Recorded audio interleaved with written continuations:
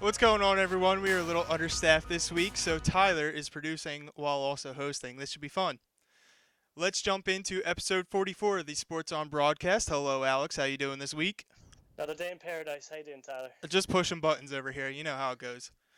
Anyway, you can jump in. You can always comment on the live feed. You can jump in and you can tweet us. You can also text or call the SE Radio Hotline. I'll do my best over here. 267-404-MYSE. We do want to hear from you, but we are going to start off with some national headlines and random thoughts and collections that we've had throughout the past week. Let's start with the NHL and NBA playoff talk.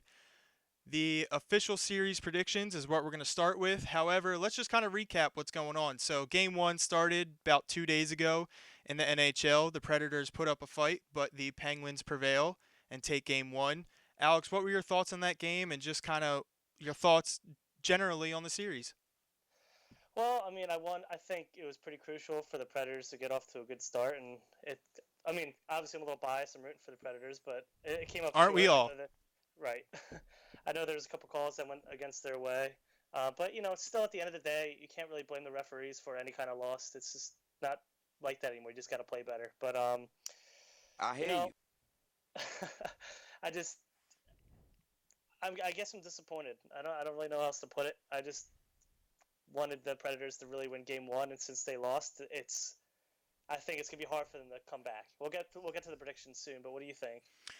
Yeah, I mean, I didn't really get a chance to see the game. However, I know this series kind of by itself. Both teams get after it, and they really fly up and down the ice. Not to sound too cliche, but I really think the Penguins, just with the home advantage, they have the better chance of winning the series. And it kills me to say that because now they're 3 games away from winning another Stanley Cup.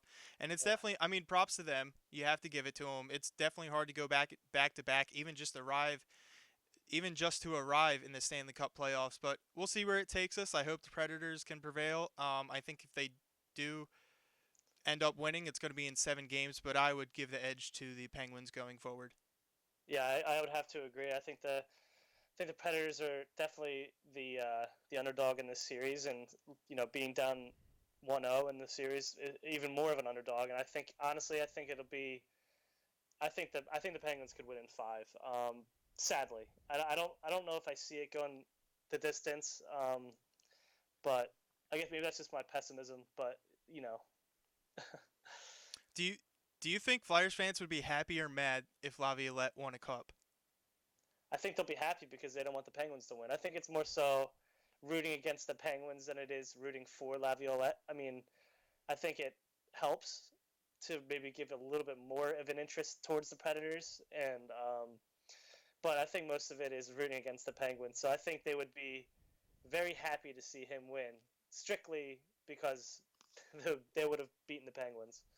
Yeah, I agree. I also feel like I don't know. It would just kind of pain me inside as a Flyers fan if Laviolette were to leave. We're stuck with Dave Haxtell, and you never know where it's going to take you. I mean, obviously, everyone knows that he won a cup in with the Hurricanes, so he can do it. It's just tough to be.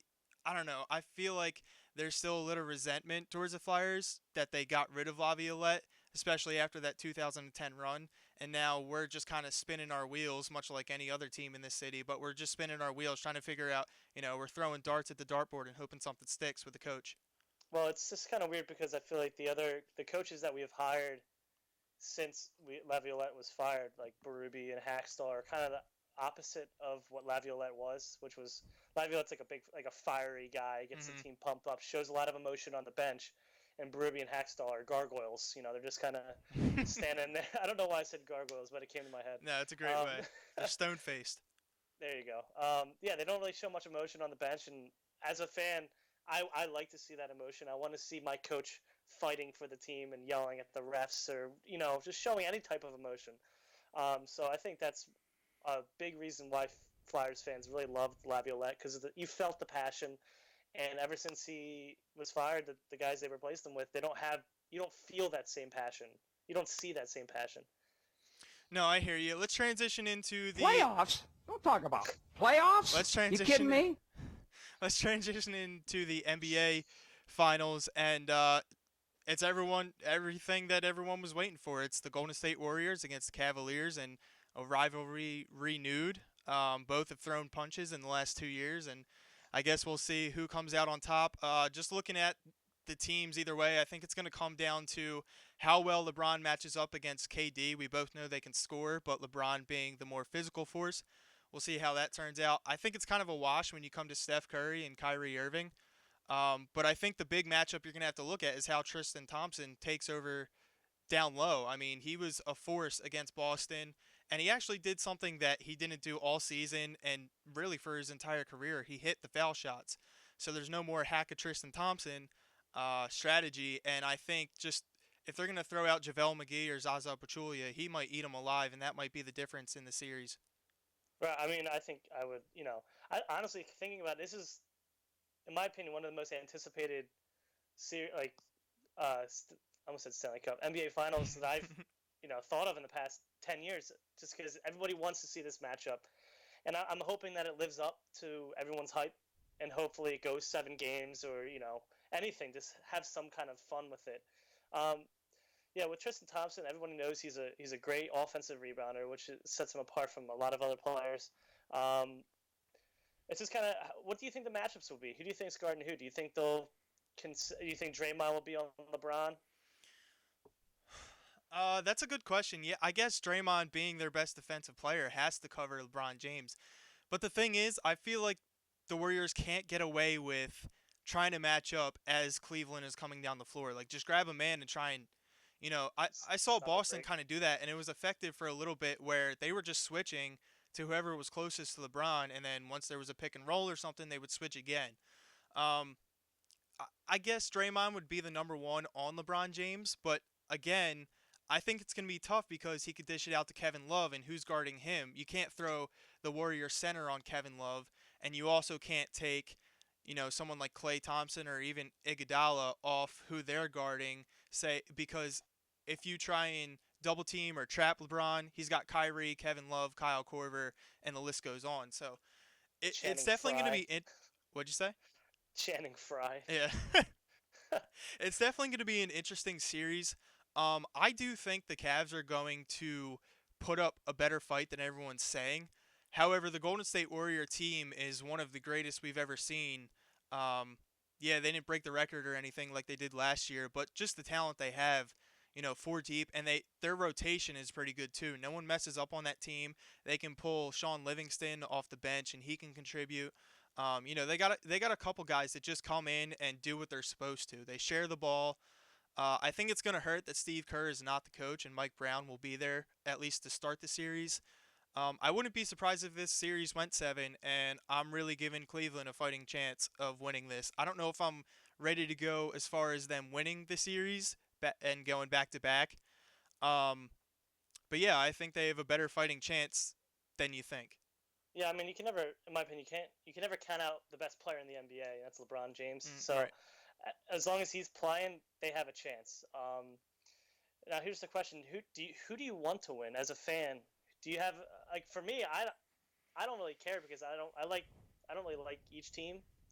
Like I don't really have a preference. So I'm just hoping for a good series. But for you, do you have a preference on who wins? Yeah, so I would like to see Cleveland do it again. Just and it's not a resentment against the Golden State Warriors. I just feel like they're the best team, and I want the underdog to win. You know how Phillies root for the underdog, i.e., Rocky one Yeah. through seven. Uh, but no, I just think if LeBron James can really pull off, and if he's averaging 30, 35 points each night, I think they have a fighting chance. And to see Cleveland kind of pull it off. The other thing I'm really interested in is to see if Kyrie Irving has another gear where he can take it up a level. He really showed up the last series when LeBron didn't, and he showed up last year. He kind of kicked it into a higher gear than we thought. I wonder if he has another higher gear. I really want Cleveland to win, but to be honest, both teams are so good. One having the best player in the world, and the other one having a group of four that we've never seen. So I feel like either way, it's going to be historical. Again, I'm just leaning Cavs a little bit. Yeah, I mean, yeah, like I said, you just want a good series, and um, I'm just curious to see how many threes that the Warriors hit, or entirely in the series because you got Kevin Love and Kyrie on the other side too, and Corver. I mean, maybe they could see some kind of threes records. I just think it's going to be a lot of outside game. Um, So I actually think on the other side, we examined the defense of Golden State. I think offensively, Golden State is going to be able to outrun the Cavs, and I don't know if someone like Kevin Love or Kyle Korver, um, even like J.R. Smith, I don't know if they're going to be able to keep up with them in transition, and that's where the threes will come in because mm, Golden State will come down the court and just pop a three like it's nothing and make it. right. They have that ability. It's actually kind of funny, like the way they run their fast-paced offense or their fast break offense. They don't necessarily always get to the hole because they don't have to. They have such great shooters that they can fake it inside or bring it inside and then kick it out, and that's where Klay Thompson will kill you from the corner or something like that. Well, with the amount of overall team speed that they have included with the 3-point ability, you could just see them, running up the court and just laying the ball off to the guy next to him who's uncovered and shooting a three. So I think their team speed, running to the 3-point line is going to be hard for the Cavs. Yep, absolutely. All right, let's transition to another random thought that I've had and kind of a headline that's really surprised me. Chip Kelly going to the booth, joining as a college analyst with ESPN. What are your thoughts on that? I almost didn't believe that. Classic. I thought I was reading like an Onion article or something. Um, he just, I mean, usually you want your analyst to be somewhat charismatic. I mean, I guess there is some charisma with Chip Kelly, but it's not the charming type. It's more of an arrogant whatever. So I wonder if he's going to slow down, or if people are going to have to read subtitles just to understand what he's saying, or I think it's interesting. I'm kind of curious to see what he does and for how long. I mean, they say maybe just 1 year, and he'll try to get back into coaching, or what do you think about it? See, I wonder if he's going to be the sweetheart Chip, cracking jokes, making everybody laugh. Um, it's definitely going to be interesting because of the way the college game has changed with a lot of the schemes that go on. I feel like he'll actually have really good insight in the way, um, like if a team is running the fast-paced offense, maybe he can point out certain things like, oh, I would have done this here. This is why we were successful at Oregon running this certain type of play and the blocking scheme and all that. Like I feel like because the way the college game has changed, he'll be able to dissect the X's and O's. But as far as his analyst and as far as his analyzation, is that a word? We'll use it. Analytical Yeah, ability. yeah, whatever. We'll stick with it. Um, I'm just talking about like if there's a pro style offense, he's not going to be able to examine that and say like, oh, this is where you can exploit it because he wasn't able to do that in the NFL. You know what I'm saying? So Right. I feel like it's definitely going to be interesting. I will definitely tune in for the first couple weeks. I don't think it's going to be the long term thing for him. Um, but I think he actually does have a decent chance of kind of explaining himself if he's able. They all said that he really put time into um, like the film room and all that. So I feel like he'll take the job seriously and he'll have something to offer. I just don't know if it's going to last full term. I mean, there's no doubting that he knows football. I mean, he definitely knows football. He's a football guy. So, He's a heck of a football guy. yeah. But I don't know. I just think the charisma aspect is going to be interesting to watch. But like you said, I'm almost kind of rooting for him in a way. Maybe just get him out of coaching. Maybe that's what's best for him. This is bad coaching. Um, but yeah, Chip Kelly and the doing analysis is not something that I anticipated. That's for sure. What if he doesn't talk and he just holds up those signs instead? Like the Hold up, Oregon hold- duck, the Yeah, it's like cheesesteak. the chocolate syrup bottle or Yeah. something. Back Yeah. the chip. I think what Chip's trying to say here is Yeah. he wants to go long. Oh no, that's not what it is. That'd be funny. It's all coded. But yeah, the subtitles thing was pretty funny. He does speak very fast and not very fluently, I guess you could say. But anyway, let's jump into another random headline before we jump into a new game that we've created and also some Eagles talk. There was a lot surrounding Carson Wentz these past couple weeks that we'll dive into. But let's first jump into Vince Velasquez and the Philadelphia Phillies. Velasquez gives up 2 home runs last night, and then he's pulled from the game with a right flexor strain in his elbow. Going to the DL, he said he wasn't concerned with it because a lot of people can come back to the game within a week or so, or even 2 weeks. He said he's dealt with those kind of injuries before. He's had Tommy John surgery in high school, believe it or not. So he's not concerned, but it is a concern if you are a Phillies fan and actually following this team because of how atrocious they've been. I mean, what's also a concern is I just saw a stat or tweet today that Vince Velasquez actually had our lowest ERA of any starting pitcher of the month of May, and it was at 5.01. That was the lowest ERA of our pitching rotation in the month of May, and that was like, and now he's on the DL. So, um, Can I mean, anything go right? yeah, we can talk 3 hours about how shitty the Phillies are. But it is a concern. I mean, Vince Velasquez has dealt with injuries throughout his whole career. He had a back problem last year. He's fought a lot of back problems in his career so far. You know, he hasn't pitched that long in the majors, but he's been fighting injuries the whole time. You know, they have to do something. They have to find something. They have to fire someone. They have to.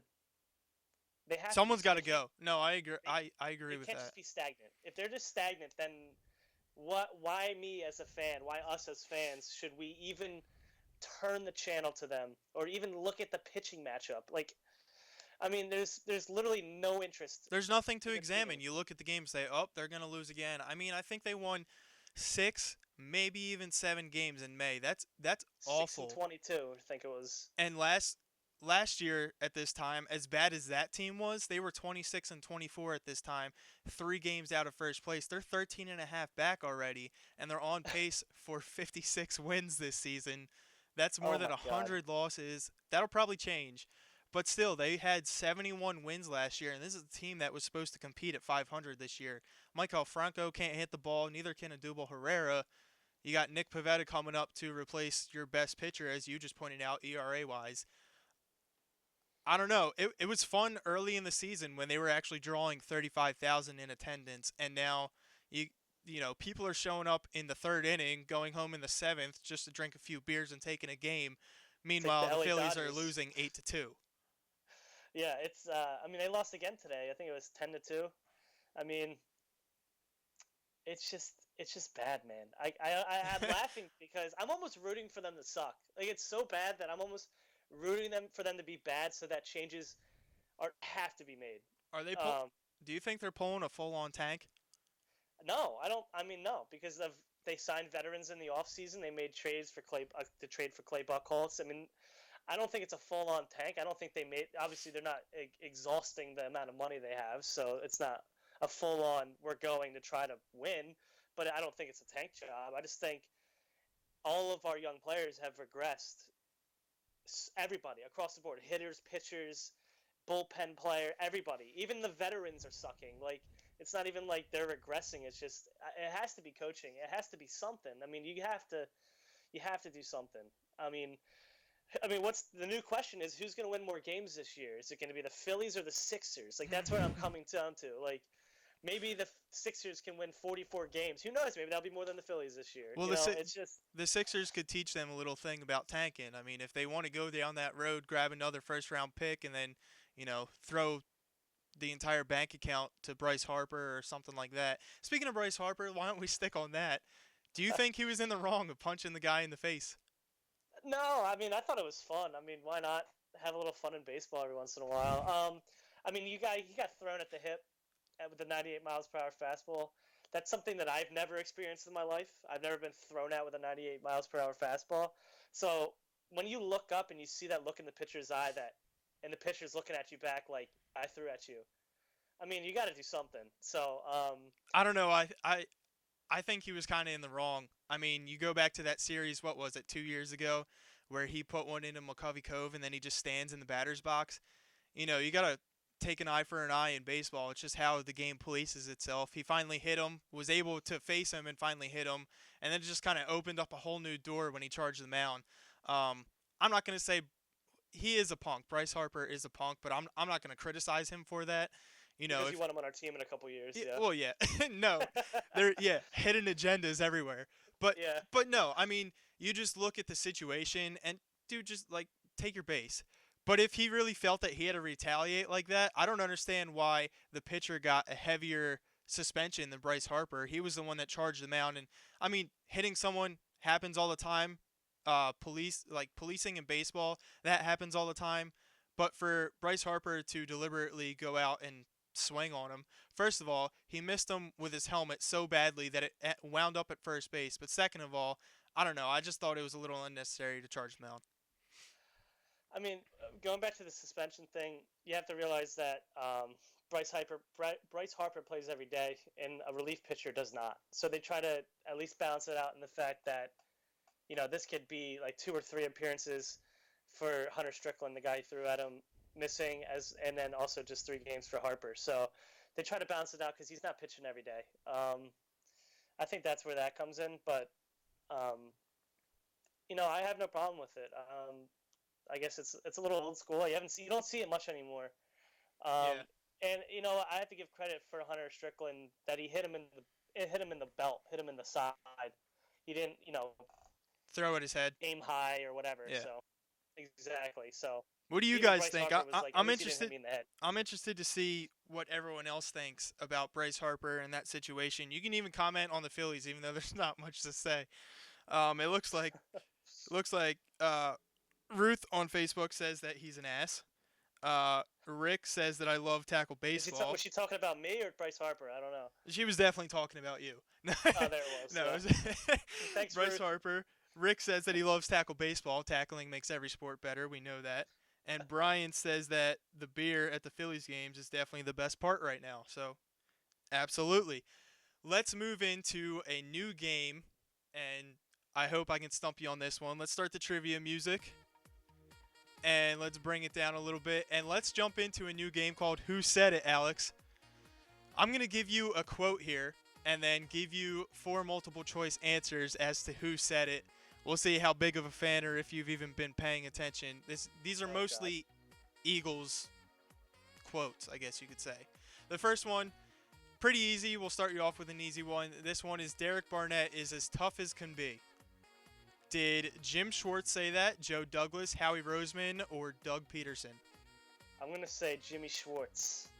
That is correct. Good job. We'll move into number 2, and hopefully this one throws you for a loop. So the quote is that I'm excited to be here and I'm ready to compete in whatever role they ask me. A. Torrey Smith. B. LeGarrette Blount. C. Chris Long. Or D. Patrick Peterson. All newcomers. Who said it? Patrick Peterson. Yeah, it was. I'm gonna say. Or Patrick LeGarrette Robinson. Blount. I'm sorry. I don't know. I was like Patrick Peterson. We got Patrick Peterson. Yeah, we got breaking news on that one. I'm gonna say LeGarrette Blount. Oh, Jesus. You're correct again. Good job. 2 for 2. Hopefully this one really throws you for a whirlwind because it has nothing to do with football at all. There you go. Number 3. The quote is, I'm a big fan of escape rooms on the low key. A. Carson I'm a Wentz big fan of escape rooms. on the low key.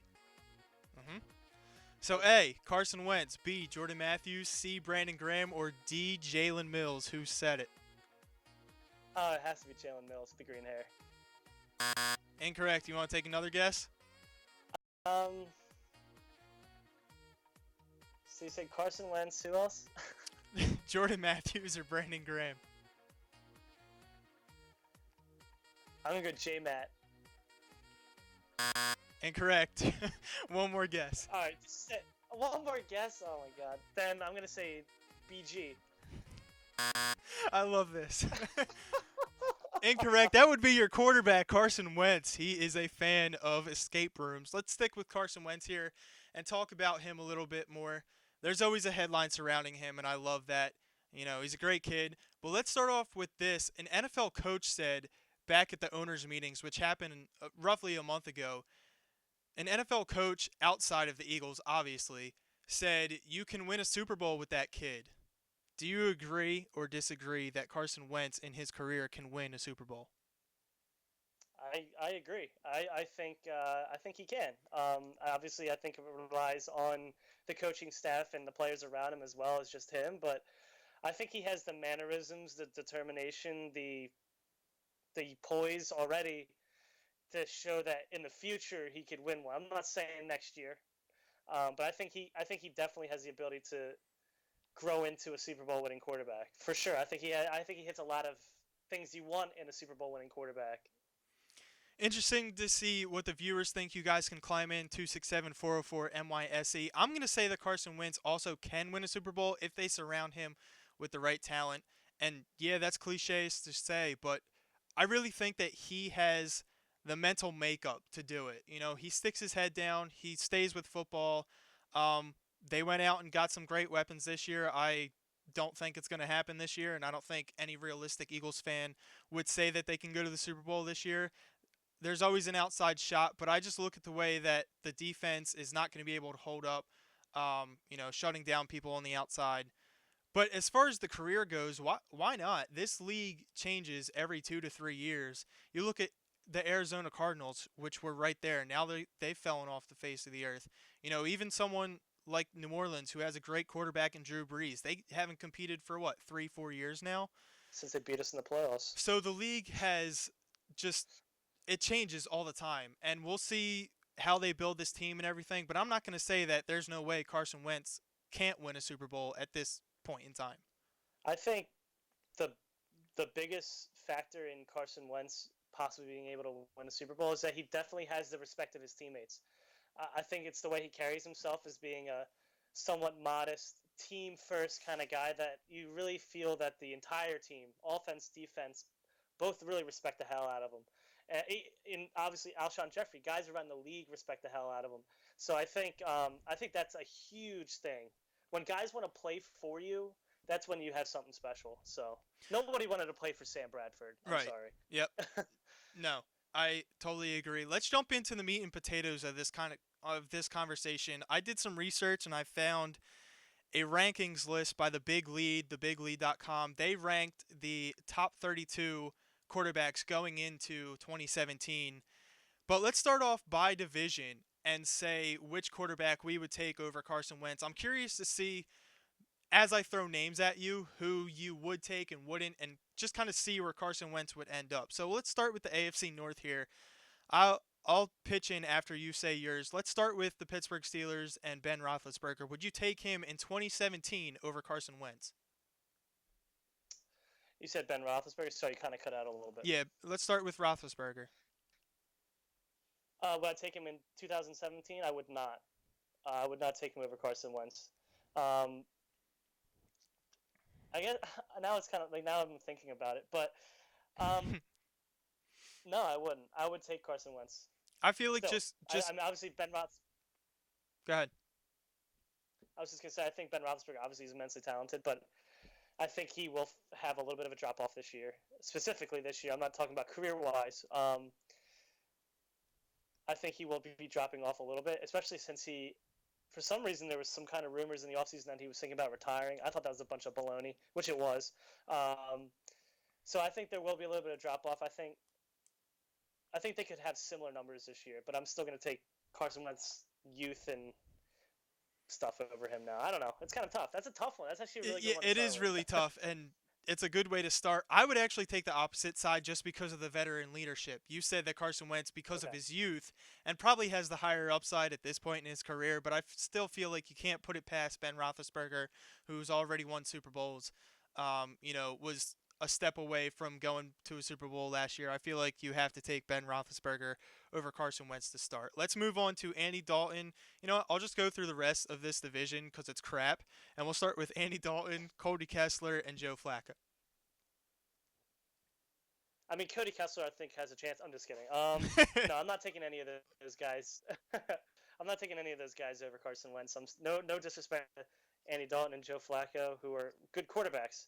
But Joe Flacco has significantly regressed, and I also think that's somewhat the talent around him.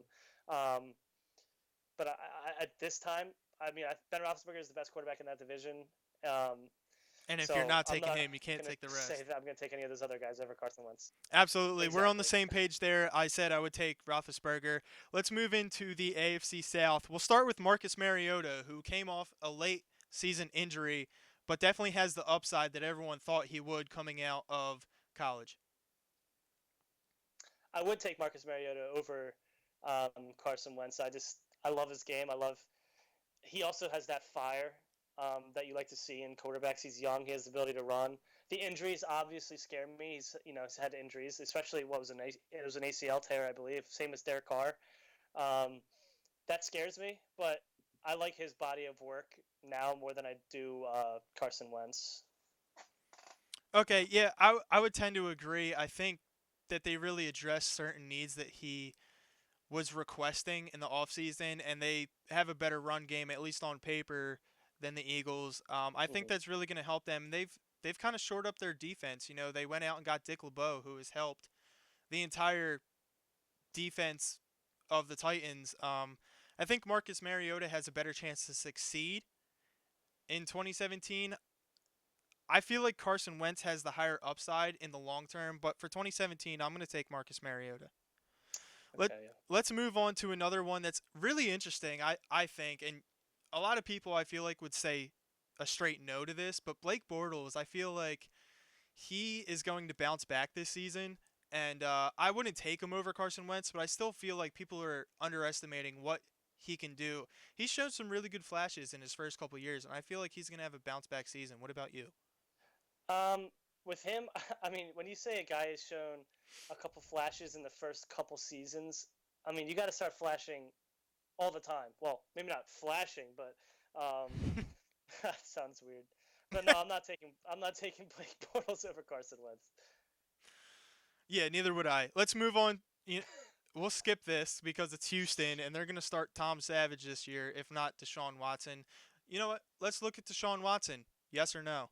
No, All no. right, I agree. Let's move into let's move on to Andrew Luck with the Indianapolis Colts. Would you take him over Carson Wentz in 2017? Yes, Me I too. would take Andrew Luck. Obviously, he's regressed a little bit, but he still has that crazy talent and that passion and stuff. Yeah, I agree. I think Andrew Luck still has the higher upside, unfortunately. We'll see how it goes though, because I feel like his career has kind of been ruined in the first or in the last few years. Let's move into the AFC East, where it's Tom Brady and the rest of them. Tom Brady. Yeah, that or Christian Hackenberg. I think Hackenberg, really has a chance to become something special. The lion straight through your teeth. Yeah, Tom Brady. Come on, we're not gonna sit here. By the Arguing way, about who's better, Tom Brady or Carson. this list has Bryce Petty starting, not even Christian Hackenberg. So Bryce Petty, Ryan Tannehill, Tyrod Taylor. No, You would take Carson Wentz over all of them, I correct? would Okay. every day of the week. AFC West, we have Alex Smith. What a great game manager he is. We have Trevor Simeon, and then we have the two, Philip Rivers and Derek Carr. How do you feel about them? They got to be higher than Carson Wentz, correct? Derek Carr, 100%. He's borderline getting into the top echelon if he stays healthy. Obviously, he had that injury at the end of the year. Phil Riv, um, I love his passion. I love his quirkiness with a little bit of sidearm every once in a while. I like Phil Rivers. I think he's. I mean, I don't want to say he's underrated, but he doesn't get a lot of credit that he deserves. I would probably take Philip Rivers very closely over Carson Wentz. I've always loved his game, and I don't think he gets the respect he deserves, honestly. Yeah, I agree. And it stinks that he really hasn't been able to compete other than early in the season when they had LT and they were going, somewhat deep Right. in the playoffs. But other than that, it does kind of stink. He's sort of like the Dan Marino in that his talent was wasted and they never went so far. Um, let's move into the NFC now, and we will start with the NFC North. We have Sam Bradford, Mike Lennon, and then we have the two Aaron Rodgers and Matt Stafford. I'm assuming the first two I threw out there you would not take over Carson Wentz as far as 2017 goes. That's correct. And then Aaron Right. Rodgers is an obvious, right? Yes. And Matt Stafford, they're kind of on the fence No, with I this would one. not take Matt Stafford. See, I would. I feel like he's another guy where, given the right situation, he would have flourished. It's just that his team is so not good around him. I feel like in 2017, maybe not in 2018, but I think for the upcoming season, Matt Stafford is still a very solid quarterback, and you can't sleep on him because he does put up numbers. It's just that for some reason, Detroit always falls apart when it comes to, November and December football. Yeah, that's for sure. I mean, losing Calvin Johnson, your best receiver, one of the best in the game, is going to hurt your career. Um, and obviously, the Lions are unable to replace that kind of receiver for Matt Stafford. So I think that's kind of signals his downslope a little bit. He's definitely, his arm has always been, amazing to watch. He also has that fire. He is tough. Woo! I think his toughness is underrated. But that's a close one. I think they're. Obviously, I'm biased because I just want to see Carson Wentz play. But I think I would probably take Matt Stafford at the end of the day over him. All right, let's move into the NFC South, who is loaded with really good quarterbacks. This one I kind of struggled with. We'll start with Jameis Winston, though, because I feel like for 2017, the way that they drafted, getting O.J. Howard, bringing in Deshaun Jackson, I feel like he's got all the weapons at his disposal. You can argue that Doug Martin isn't the long-term answer, but, that doesn't he's coming out of the backfield and catching. He's not going to be the primary receiver. And I feel like the way that even Cameron Brate last season, I feel like the way that they have weapons, I feel like in 2017, you almost kind of have to go with Jameis Winston. I feel like when you look at Carson Wentz, he probably has the better football smarts and the better football IQ and all that stuff. I feel like he'll eventually develop or has the opportunity to develop better than Jameis Winston does in his career. But I think for 2017, Tampa Bay is just a little bit, I don't know, higher of a notch offensively than the Eagles. Yeah, I have to agree. I really like Jameis Winston. I think it's I really appreciate he. Obviously in college he was kind of a polarizing figure and was more in the news a lot. You don't see that in the pros anymore. I think he's matured as a human as well as a football player. He's lost weight. He takes football very seriously. Um, I really like Jameis Winston as a quarterback. I think he's better than Carson Wentz, maybe better than ever may ever be. So I would definitely take him over Carson. Yeah, I like the way that you brought that up. Winston has become humble, but also a leader for Tampa Bay. And I know that was a Mm-hmm. huge question of him coming out in college. Let's move on to Drew Brees, getting a little older, kind of the same situation as Ben Roethlisberger. I, for one, would still take him over Carson Wentz in 2017, even though he probably doesn't have the better team around him. Yes, I would take Drew Brees, no doubt. I just think he's a Hall of Fame quarterback. Um, I've always loved Drew Brees. He's so much fun to watch. He's a gunslinger. He's one of my favorites, and he's just an awesome guy. Uh, so yeah, I'm definitely taking Drew Brees over Carson Wentz. I don't think there will be any debate, and I don't think you'll fight me on this one. But Matt Ryan, I mean, Yeah. went to the Super Bowl. You got to take him. But another kind of polarizing figure for people, and I really don't get it. I root for Cam Newton, and I think he is a very good quarterback. You can't forget that he was also in the Super Bowl 2 years ago, and he carried that team to what, a 15-1 record, or what was it, 14-2, 15-1, whatever it was. I feel Yeah, like he yeah, he something really good. is. He can be a little annoying with his antics sometimes, but I also feel like when the going's good, it's because of him. And it's going to be interesting how he bounces back this season. He's got, Kelvin Benjamin playing tight end. I mean, wide receiver for him. Offensive lineman. Yeah, this year. But no, I just feel like in 2017 and probably for the next year or so, I would take Cam Newton over Carson Wentz. That's tough for me. I think obviously Cam Newton was not the same player last year. Um, I also think the Panthers are as good as their defense is. So I think their defense has to be really good for them to be any good.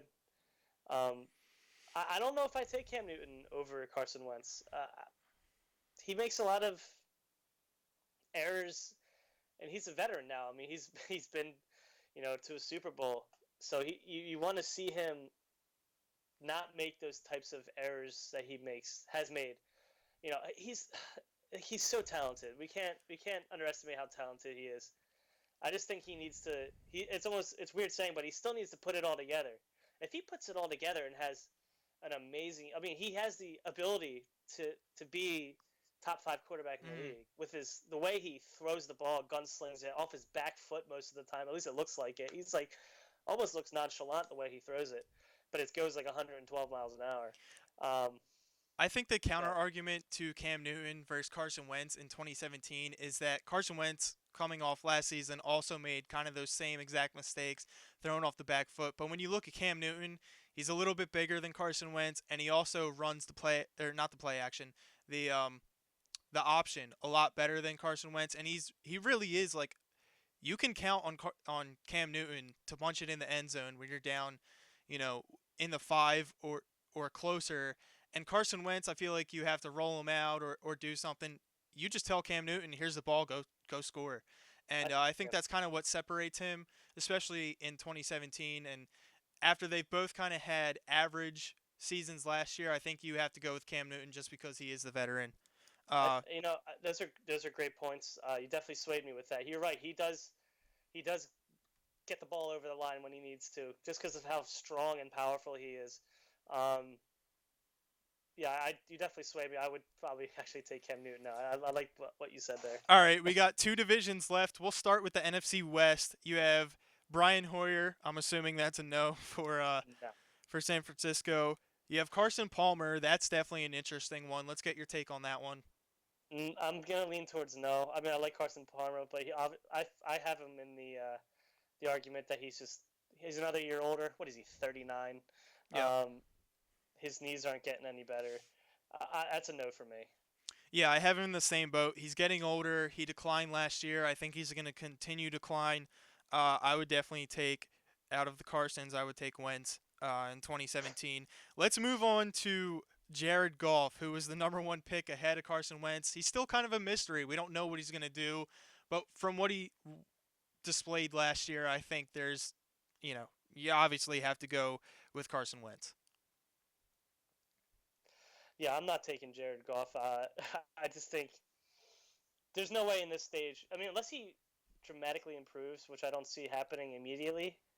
Uh, I mean, it's weird to think that he was supposed to be the more pro-ready quarterback coming out of the draft last year, and obviously the whole Jeff Fisher thing. The whole Rams last year were a mess. Moving to a new stadium, a new home, you know, and the whole Jeff Fisher controversy that always happens. Um, no, I'm not a Jared Goff fan right now, but I kind of root for him. Like, I kind of want him to do well. I'm not rooting against him by any means. Yeah, me too. You basically end up with Russell Wilson as the last one, and I think we would both agree that the way he's led Seattle, he's undersized, but you have to take him over Carson Wentz. We'll just mark that down, right? Hmm. Okay. Yeah, for sure. Let's move into the NFC East. Carson Wentz on the list that I pulled is actually ranked number 19, and he is the lowest in the division. You could certainly make an argument for him versus Kirk Cousins. And it's possible that I would take Kirk Cousins, but I think at the end of the day, you look at the upside for both of them, especially next season, the weapons that Washington added and lost, as opposed to what the Eagles lost and added. I think there's no way you can't go without Carson Wentz in 2017. Over Kirk Cousins. Yeah. Uh, yeah, I'd probably take Carson Wentz over Kirk Cousins. I just think, I mean, he's just one of those guys too that's just like he's definitely an underrated guy. Just because, well, I wouldn't say underrated, but he's coming out of college. No one ever expected him to be anything. So I think his ceiling is definitely lower than Carson Wentz's, obviously. But I see him regressing this year just because of the loss of talent at the wide receiver position, and Jordan Reed. Hopefully, he can stay healthy for them, for their sake. They did add Samaje Perine, which I think would help him. But no, I'm taking Carson Wentz. I like him this year. I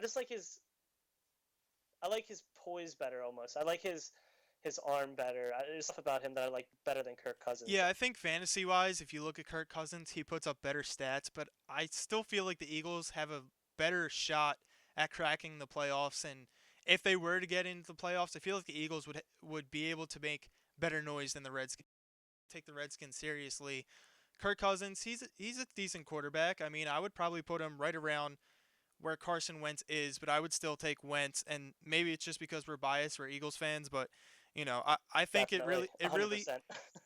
if you're looking at statistics, it can be a toss up, and I think Kirk Cousins actually has a slight edge But I think if you look at the overall skill set, you look at the situation, I think Carson Wentz is higher. Another one that's kind of interesting because he's on the downslope, much like Drew Brees and Ben Roethlisberger, Eli Manning.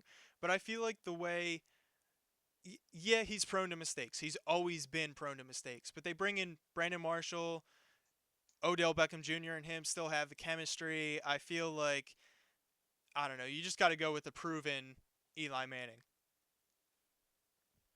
I would agree with that. I think, especially with bringing on guys like Jeffrey and Torrey Smith, having an experienced championship-winning quarterback that knows how to use guys like that, like Eli Manning would know how to, I would take Eli over him. And finally, we have Dak Prescott, who lit it up last season, much to the credit of the team around him. So I guess you could make the case that Prescott is better than Carson Wentz. Or you could, yeah. You can make the case that Dak Prescott is certainly better than Carson Wentz. However, he was helped. I think after last season, going into 2017, it's fair to say that you have to take Dak Prescott. No, I actually agree. It's hard to spit it out, hurts me but to say. yeah, It is. Yeah, and this might be the first time in my life that I'm admitting this. So take a picture. I just, I mean, he definitely has the confidence now. Starting your rookie, having such a great rookie year like he did, that helps you throughout your entire career. Obviously, RG3 had a great rookie year as well. But I see Dak Prescott not being. He's not the type of player RG3 is. He's not the type of mobility that RG3. He's not gonna get himself hurt like RG3 did. I would take Dak. He made every throw last year. Like he made every throw. Carson Wentz didn't. So I would take him. it looks like we might be having a little bit of an issue broadcasting here, so I apologize if we're lagging or anything, but we're doing the best we can. We're about to wrap up the episode, but we are now going to look at Alex's yes or no list, and it turns out you have Carson Wentz ranked number 15 going into 2017, which I have him in the same area. I have him number 16. Do you want to hear my list first, or do you want to hear the list that I pulled from the big lead? Because I feel like there's some controversial names on this list. Well, we'll do your list first. We'll save the controversy for last, if that's what we're alluding to. Yeah, absolutely. So we'll jump into mine. I'm just going to run down the names. You can tell me if I'm right or wrong. I have Tom Brady, Aaron Rodgers, Matt Ryan, Ben Roethlisberger, Russell Wilson, Derek Carr, Andrew Luck, Matt Stafford, Phillip Rivers, and Cam Newton to round out the top 10. I then have Dak Prescott, Jameis Winston, and Marcus Mariota kind of in the same boat. I have Eli Manning and Drew Brees, and then I have Carson Wentz. Kirk Cousins right behind him. I then have Carson Palmer, Joe Flacco, Alex Smith, Ryan Tannehill, the worst of the worst, Sam Bradford, Andy Dalton. I have Blake Bortles at number 24 just because I feel like people are really crapping on him, and I feel like he can have a bounce back. And then you get to Trevor Siemian, the Jared Goffs of the world, Mike Glennon, Cody Kessler, Brian Hoyer, Tom Savage, and Bryce Petty to round out the worst of the worst. I think the only do is move Drew Brees up. I think he belongs ahead of guys like Mariota and Winston. I think he belongs in the 8 to 12 range, maybe even higher. I think he still slings it around. He's still a great quarterback. He throws for tremendous amounts of yards. I think he's maybe deserving of the top 10. But other than that, everything else I pretty much agree with, honestly. Would you still have because I know you said you wouldn't take Roethlisberger over Carson Wentz. Do you think Roethlisberger, I have him in the top 5 just because of what he did coming off of last season. Do you think you would keep him in the top 10? Yeah, I definitely would. Since that was the first one, I didn't know how I was going to go. I would definitely, rescind what I said. For next year, but not for the rest, for the next 3 years. Exactly. I think, yeah, he's definitely deserving of top 10. He's always there. The Steelers are always there. No matter how they start beginning of the year, they'll always be there at the end. So you're right. I agree with you. Top 4 is arguable, but definitely in the top 10 range. 5 to 8 range, yeah. All right, let's finish up the episode with the original list that I had found, and there's a few that I feel like I need to address as I go down this. So let's start off We have the top three with Tom Brady and Aaron Rodgers. There's no debate about that. They are great quarterbacks. They have Andrew Luck at number 3 going into 2017. I feel like you just can't put him that high after the last 2 years of struggles.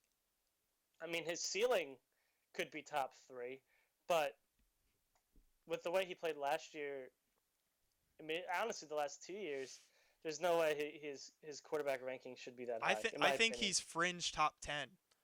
Yeah, for sure. No, I agree.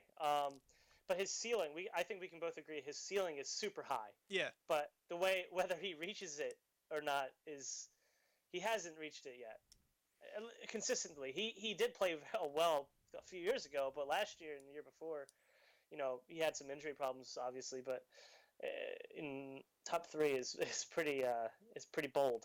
I feel like especially after last year, they have guys like Derek Carr at number 9. They have Marcus Mariota at number 7.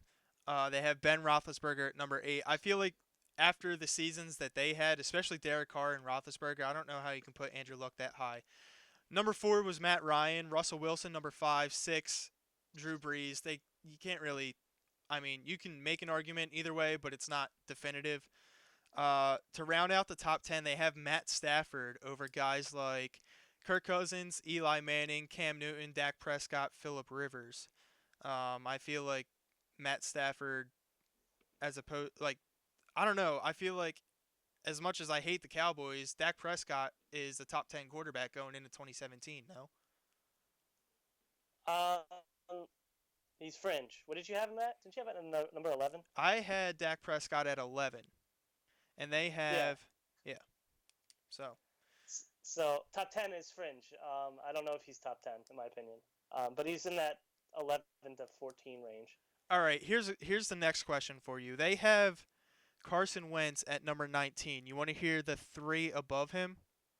Jameis Winston, which I think we both agree is, yes, higher than Carson Wentz. The 2 in front of that, number 16 and 17, are Joe Flacco and Alex Smith. How do you put them higher than Jameis Winston and Carson Wentz? You cannot put. I can tell you. I mean, Joe Flacco, you can have maybe an argument, but you cannot put Alex Smith ahead of Carson Wentz when he might not even be starting this year. You know what I mean? Like, He knows what Mahomes does in training camp and preseason. Obviously, I really do think Smith is going to be the starter for at least the first 4 games or so. But when your team drafts a quarterback to replace you, you're not a top 20 quarterback. I'm sorry. Yeah, exactly. That's exactly how I feel.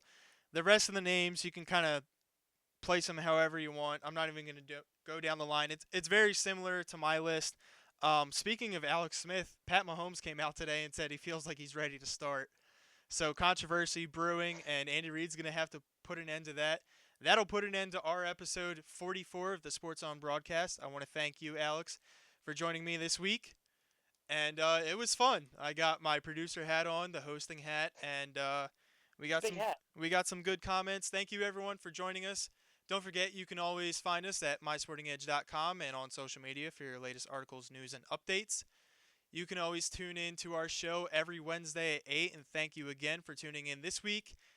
Again, if you ever miss a show, you can tune in by subscribing on iTunes or on YouTube or Stitcher, and you can find us on any other app. Thank you all again, and we will see you next week.